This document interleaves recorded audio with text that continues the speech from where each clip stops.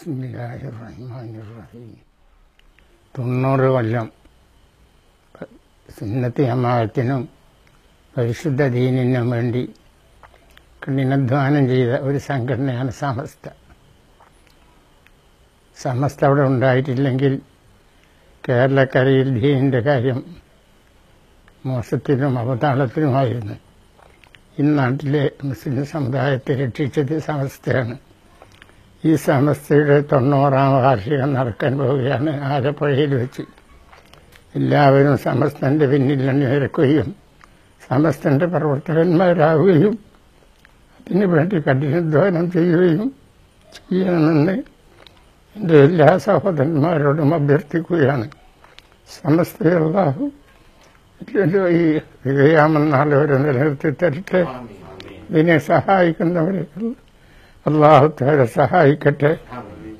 നമ്മളെല്ലാവരെയും അല്ലാഹു അവൻ്റെ വിശ്വാസന്മാരിൽ പെടുത്തട്ടെ.